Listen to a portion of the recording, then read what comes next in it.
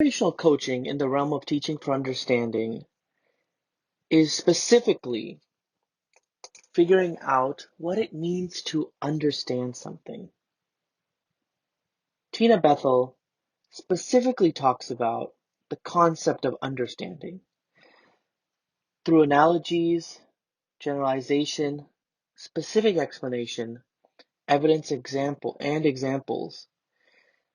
Bethel really provokes the idea that understanding means to specifically evoke ideas that guide us, ideas that change us, and ultimately ideas that inspire us.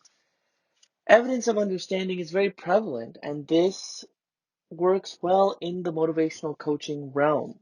Motivational coaching is specifically the understanding and principles of applying what you know through resiliency training with a guided mentor. Think of motivational coaching as a subset of life coaching. It's a personal trainer for your brain. They specifically drill you, they specifically combine all the things that would make you a resilient individual and help you grow to the next level. Motivational coaching and life coaching is not the same as going to a therapist. A therapist will only get you to a baseline level, while the concept of motivational coaching specifically gets you above and beyond.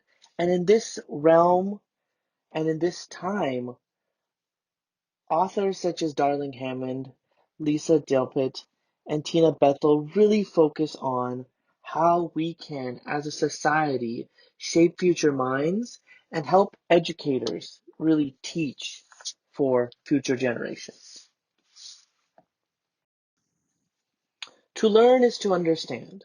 To understand means to combine all our values, all our strategies in a manner that can guide us to the next level.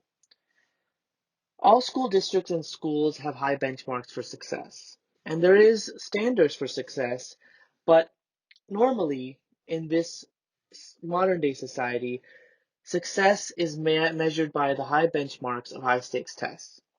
High stakes testing time starts from the period of January to April.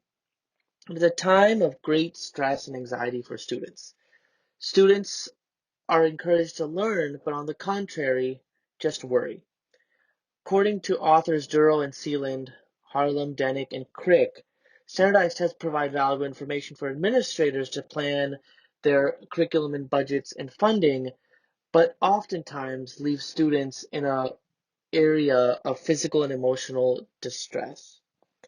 Standardized testing causes a lot of problems for students, and it can often be factored back into their upbringing, their personal life, their social life, their microcosm of emotion that they experience. Communication and loss of communication is very prevalent during these high stakes testing times because we encourage students to be a number instead of being an individual spirit.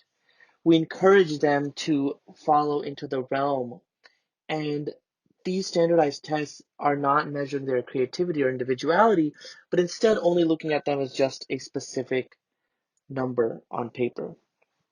Through the educational framework, students can be guided to see that they are not just a number. They can work through their issues and not succumb to the very severe trauma that test anxiety can cause in a high stakes testing environment.